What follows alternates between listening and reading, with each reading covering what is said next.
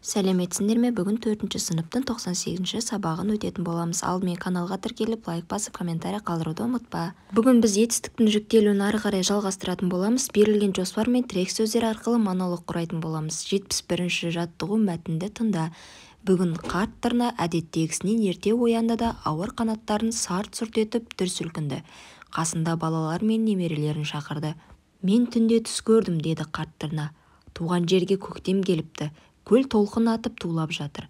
Айналасы балқұрақ. Күл тұнған күміс шабақ. Ох, шіркін, туған жерге не жетсін. Ой, атай, қайда асығамыз? Күте тұрайық. Күн әбден жылынсын. Мұнда қарнымыз тоқ. Джунглидің іші толған құмырсқа, көлде бақа толып жүр, деді ортаншы баласы. Қарт тырна ашу шақырды. Жоқ, болмайды. Туған жерде көктемді сағынып жатыр. Ал көктем құс қанатымен барады. Қазір жолға жиналыңдар. Жақсылап азықтанып алыңдар. Күн шықпай көкке көтерілеміз. Тырналар жалма-жан азықтануға кірісті. Сүт пісірім уақыттан соң 3 бұрыш жасай тісіліп туған жерді бетке алды. Көш алдында қарт тырна. Мүлгіген қалың орман тырналарының қиқуымен азан-қазан болды. Олар 3 күн 3 түн ұшты. 4-ші күні елге де жетті. Бірақ алыстан шаршап жеткен тырналар қатты өкінді. Сейітқұл Оспановтың әңгімесінен алынған екен. Тырналардың неліктен өкінгенін өзін болжап айт. Жоспар бойынша монолог құрап айт, дейді. Жоспар: қарт тырнаның түсі бірінші, екінші балаларының қарсылығы, қарт тырнаның шешімі, туған жерге келгендегі өкінуінің себебін болжау, яғни осы ретпен жазу керек. Мәтіндегі етістіктерді тауып, қай жақта тұрғанын айт. Тырналардың өкіну себебі не болуы мүмкін? Тырналардың өкіну себебі олардың туған жеріне көктем әлі келмеген деп ойлауға болады. Ал монолог құрап көрейік. Мен қарт тырнаның түсі жайлы әңгіме оқыдым. Ол туған елін сағынып, балаларын шақырып еліне қайтуға үгіттейді. Қарт тырнаның асыққаны, сағынғаны соншалық балалардың қарсылығына да мән бермейді. Қарт тырна өз дегенін қылып, балаларын ертіп жолға шығады. 3 күн 3 түн жүрген тырналар өз еліне жетіпті. Бірақ шаршап келген тырналар еліне жеткенде қатты өкінген екен. Өкінуінің себебі де анық сияқты. Көктем келмеген болу керек. Қарттың асығыс шешімі тырналарды осылайша әуре қылған-ау. Монолог бір адамның, яғни өзінің әңгімесі, болмаса өзі жайлы айтуы және де тағы да басқа мәтініне тек қана бір адамның қатысуымен.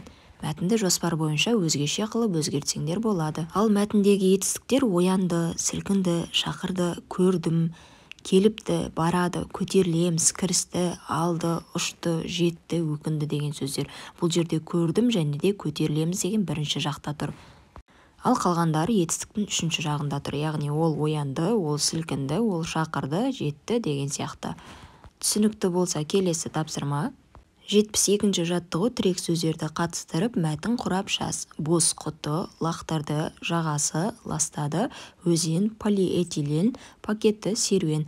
Яғни бізге жоба мен табиғатты қорғау, қоршаған ортаны ластау тақырыбында мәтін құрау керек. Мысалы, дастан суынан босаған бос құтыны суға лақтырды. Жалпы адамзат баласы осы немесе басқа да полиэтилен немесе пакеттер тастау арқылы өзен жағасын ластайды. Сондықтан мүмкін болса серуенге шыққанда табиғатты ластамау керек. Ондай қоқыстар жүздеген, мыңдаған жылдар бойы жойылмай жата береді.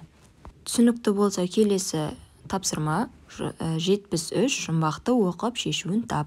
Көк жүзінде жылжып жай, керуен құрған тізіліп, ілгек-ілгек шынжырдай, қалмайды олар үзіліп. Яғни жұмбақтағы сипаттамаға қатысты біз құс жайлы айтып жатырмыз, я?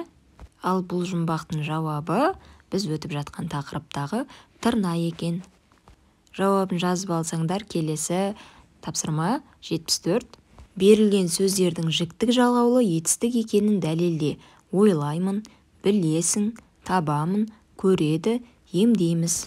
Енді жіктік жалғаулар дегеніміз не екенін есімізге түсіреміз. Яғни жіктік жалғаулары бар. Бірінші, екінші жақтың, үшінші жақтың жіктік жалғаулары. Жалғанған етістіктер жіктік жалғаулы етістіктер деп аталады. Мысалы, ойлаймын. Кім? Мен ойлаймын. Мен бірінші жақта тұр, білесің, сен білесің, екінші жақта тұр. Табамын, мен табамын, бірінші жақта.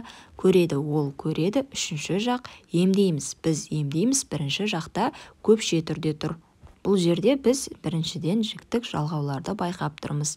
Екіншіден олар мен, сен деген сөздерге байланысып тұр, яғни сол сөздермен бағынып тұр жасырын түрде. Сол арқылы білдік.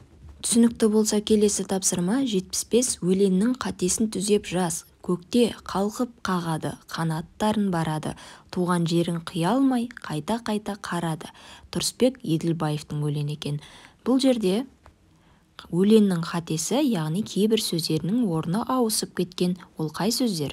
Ұйқастарына мән беру арқылы, яғни қанаттарын барады деген сөз болмайды, қанаттарын қағады. Сондықтан екі сөздің орнын ауыстырамыз. Сонда бізде көкте қалқып барады, қанаттарын қағады, туған жерін қия алмай, қайта-қайта қарады деген өлең жолдары шығады. Осымен бүгінгі сабағымыз аяқталды. Назарларыңа көп-көп рахмет. Сабақта бестік алуларыңа тілектеспін. Сау болыңдар.